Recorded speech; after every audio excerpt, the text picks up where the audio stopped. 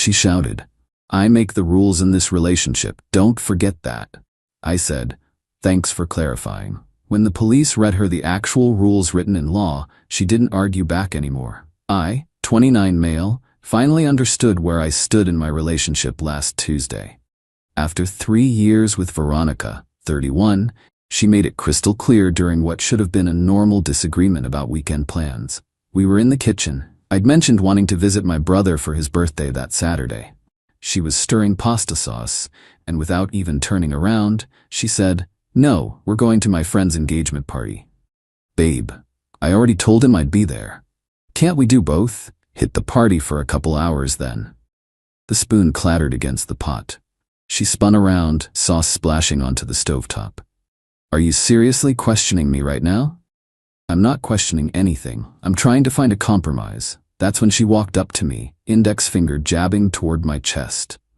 Listen carefully, because I'm only saying this once. I make the rules in this relationship. Don't forget that. When I say we're doing something, that's what we're doing. Period. I just stared at her. 3 years, and she'd never been this blunt about it.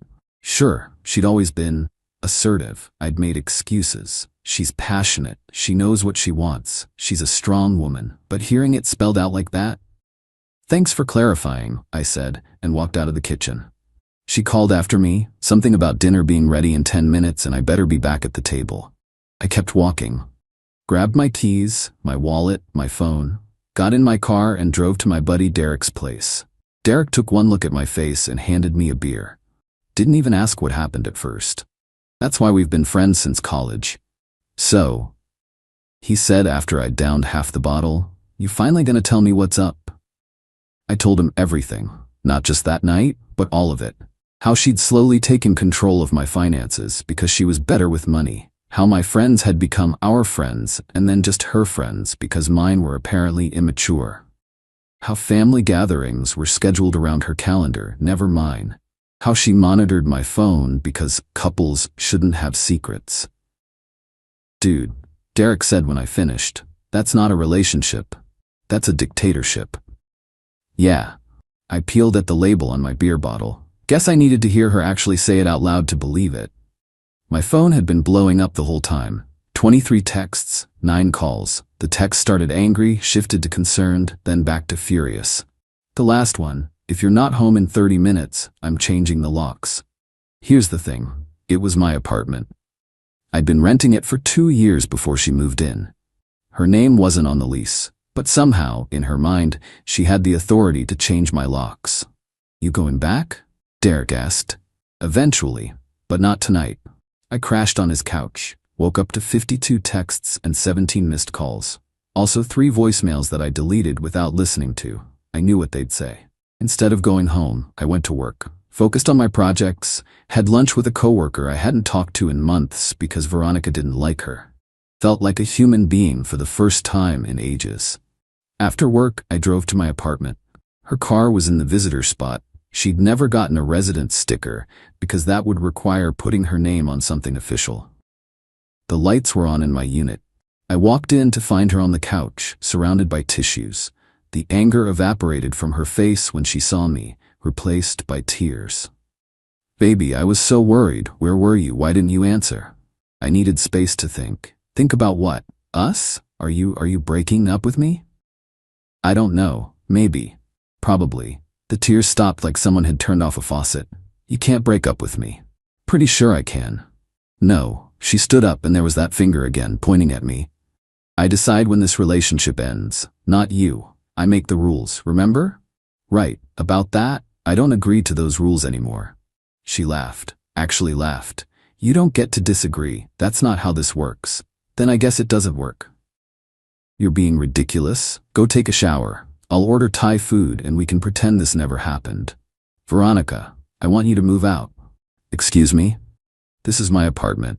You need to find somewhere else to live. You can't kick me out. I live here. You're not on the lease. You don't pay rent. You're a guest who's overstayed their welcome. Her face went through about 5 different emotions before settling on rage. You think you can just throw me out? After everything I've done for you? I made you better. I fixed you. I didn't need fixing. Yes, you did. Your clothes were pathetic, your friends were losers, your family is trash. Without me, you're nothing. Then I guess I'll be nothing, but I'll be nothing in my own apartment. You have 30 days to find a new place." She picked up a vase, one I'd bought before I met her, and I thought she might throw it. Instead, she set it down carefully. "This isn't over." "Yeah, it is." I went to my bedroom and locked the door. She pounded on it for a while, shouting about how I'd regret this, how I needed her, how no one else would put up with me. Eventually she gave up. That was 6 days ago. I thought that would be the end of it. I'd give her the legally required notice, she'd move out, we'd go our separate ways. I was so naive. I'll update you all on what happened next. Let's just say when someone tells you exactly who they are, I make the rules. Believe them. And when you refuse to follow those rules, be prepared for war. Update 1. Hey everyone. Thanks for all the support on my first post. Some of you warned me it would get worse before it got better. You were right. So after I told Veronica she had 30 days to move out, I thought she'd either try to win me back or start packing. Instead, she did neither. She acted like nothing had happened. The next morning, I woke up to her making breakfast. Full spread, eggs, bacon, pancakes. She was humming, wearing one of my t-shirts and nothing else. "Morning, baby," she said, like we hadn't just broken up. "I made your favorite." "Veronica, we talked about this." "No, you talked. I didn't agree to anything." She set a plate in front of me. "Eat up. We have Costco run planned for today." "We don't have anything planned. We're not together anymore." She tilted her head like I was speaking a foreign language. "Don't be silly. Couples fight. Now eat your breakfast before it gets cold." I didn't eat. I grabbed a granola bar and left for work. When I came home that night, she'd rearranged the entire living room. My living room. Moved the couch, the TV, everything. There were new throw pillows I'd never seen before. "What did you do?" I feng shuied the space. It had terrible energy flow. "No wonder you've been so negative lately. You can't just—" I stopped. Arguing was pointless. "Please don't move my stuff." "Our stuff?" she corrected. "And I make the decisions about our home." I put everything back after she went to bed. The next day, things escalated. I came home to find my gaming setup dismantled. My PC, my console, my monitors, all unplugged and stuffed in the closet. "Where's my computer?" "You spend too much time on those games. It's not healthy." "I decided you need a digital detox." "You decided? That's a $3,000 setup. Money you could have spent on us, on our future. But don't worry, I'm not throwing it away. You can have it back when you learn to manage your time better." I set it all back up immediately. She stood in the doorway, watching with this smirk. "This is exactly why you need me," she said. "You have no self-control. Get out of my room, our room, and I'll go where I please in my own home." That's when I installed a lock on my bedroom door. She lost it when she saw me drilling the holes. "You can't lock me out. I'm your girlfriend." Ex-girlfriend. And yes, I can lock my door in my apartment. She tried to grab the drill from me. I pulled it away and she stumbled. Barely touched the wall, but she acted like I'd shoved her. "Did you just assault me?" "What? No, you tried to grab. You pushed me. I could call the police." "Please do. I'll show them the lease with only my name on it and ask them to remove you." She backed off, but I could see the wheels turning. Day 3 is when it got really bad. I woke up at 3 a.m. to banging. She was in the living room with a hammer, hanging pictures, photos of us from trips, family events, everything. "What are you doing? It's 3 in the morning." I couldn't sleep. Thought I'd make this place feel more like home. "The neighbors will complain." "Let them. I don't care what anyone thinks. I make the decisions here." Sure enough, building management called the next day about noise complaints. I explained the situation. They reminded me that as the leaseholder, I was responsible for any guest's behavior. That evening, I found her in my home office, on my laptop. "What are you doing?" "Updating your resume. It's terrible. No wonder you're stuck in that dead-end job." "That's my work laptop. You can't." She'd already sent emails.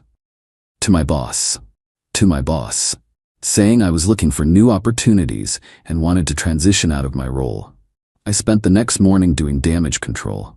Told my boss my ex had gotten into my laptop, that I wasn't leaving. He was understanding but warned me to keep personal drama out of the office. When I confronted Veronica, she shrugged. "You need a better job. I was helping. You could have gotten me fired." Don't be dramatic. I know what's best for you. That's when I served her with a formal eviction notice, had it notarized and everything. She laughed when I handed it to her. This is cute. You think a piece of paper means anything? It means you have 30 days to leave, or I'll have you removed. I'd like to see you try. That night, she cooked dinner again. Made my favorite, ribeye steak just how I like it. Opened a bottle of wine. Lit candles. Wore that dress I'd bought her for her birthday. Can we please just talk?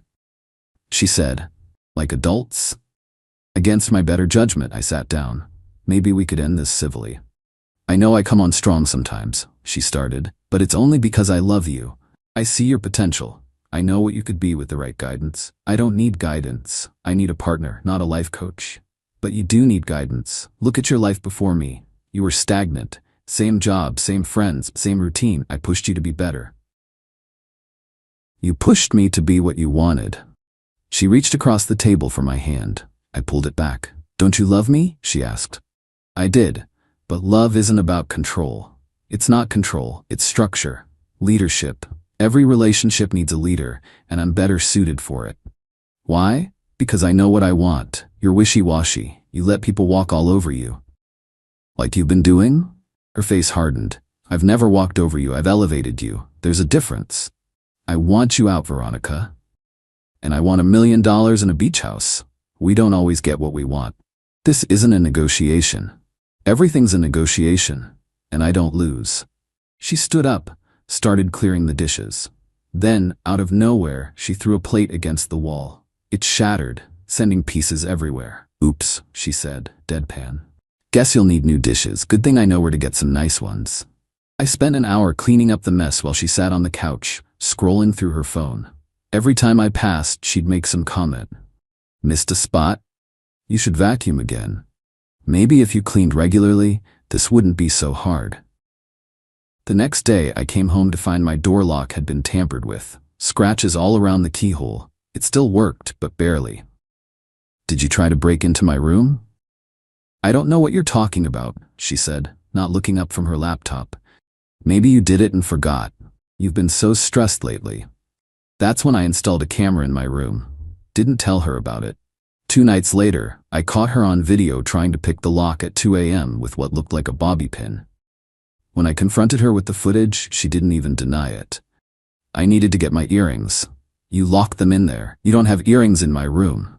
Yes, I do. You just didn't notice them. Veronica, this is breaking and entering. You can't break into your own home. It's not your home. Says who?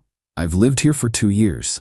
I get mail here. Common law says, we're not common law married. Prove it. That's when I realized this wasn't going to end peacefully. She genuinely believed she owned not just the apartment, but me. In her mind, her rules superseded any actual laws or social norms. But here's what she didn't count on. I'd been documenting everything. Every text where she claimed ownership of my property. Every incident of her moving my things. The attempted break-in. The thrown plate. The emails to my boss. I thought I had enough to get a restraining order if needed. Thought I was prepared. I wasn't prepared for what happened 2 days ago. I'll post the final update soon.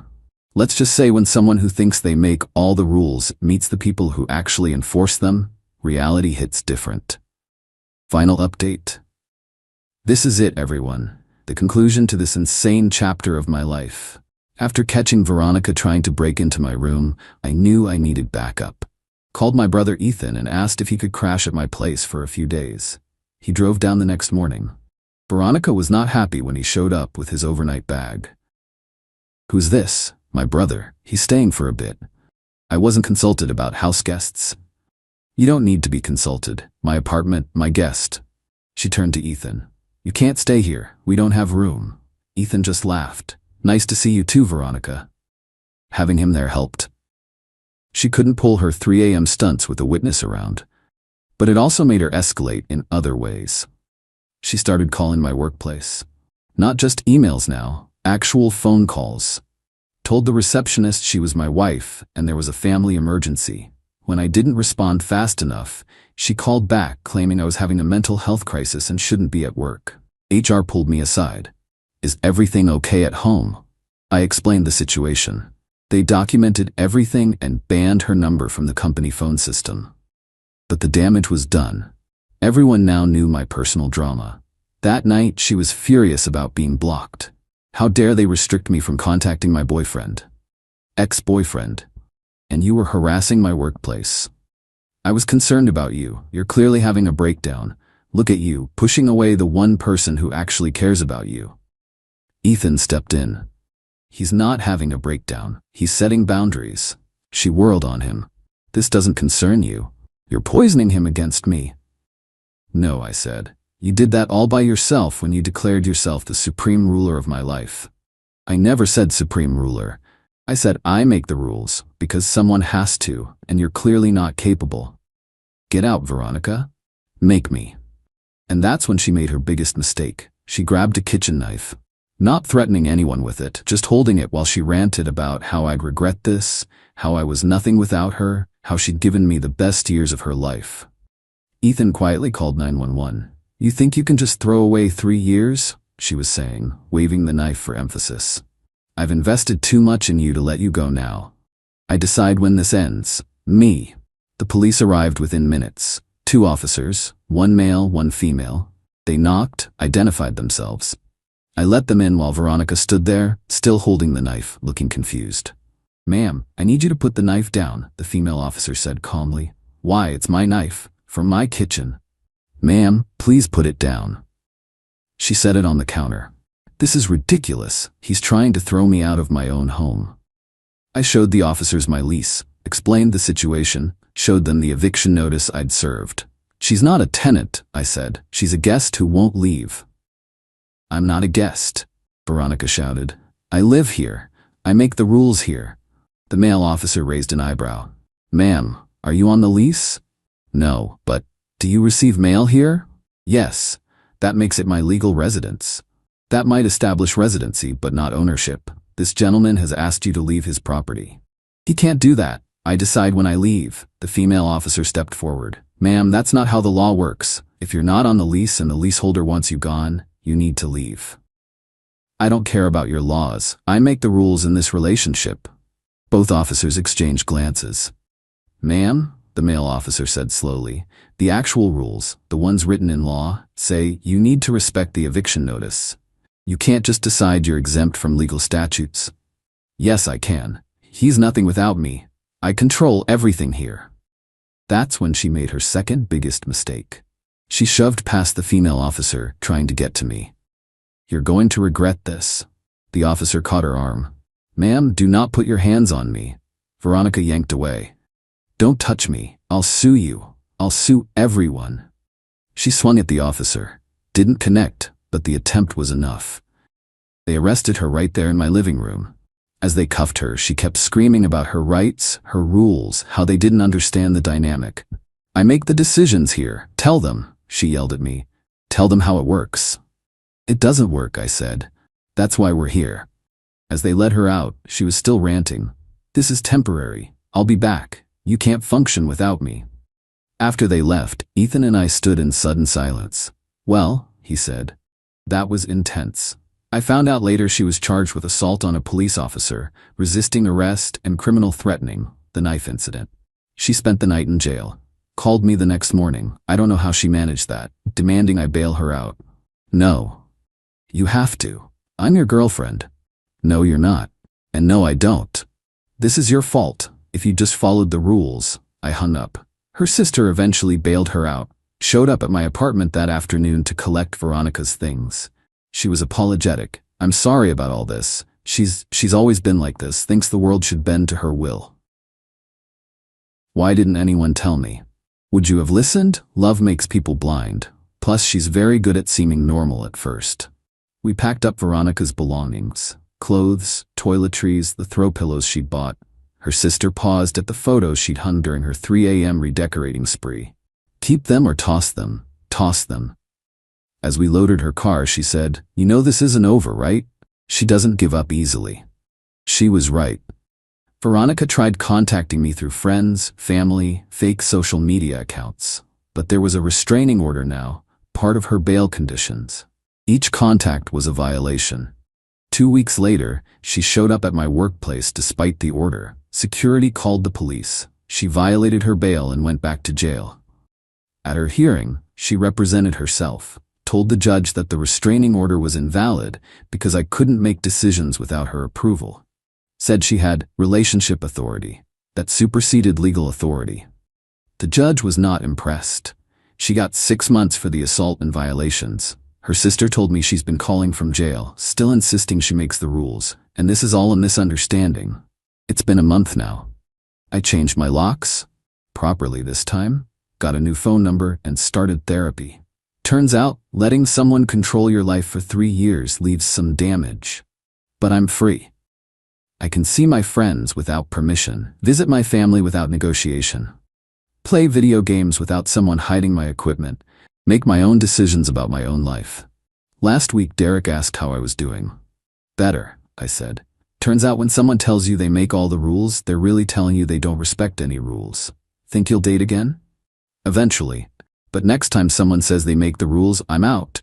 Immediately. No second chances. No benefit of the doubt. Good boundaries, man. Yeah, turns out I am capable of making decisions after all. So that's it to everyone in a controlling relationship where your partner thinks they're the sole decision maker. They're not. The law doesn't care about their self-appointed authority. Document everything, get help, and get out. And when they tell you exactly who they are, believe them the first time. Thanks for following this journey, Reddit. I'm gonna go enjoy making my own rules for a while.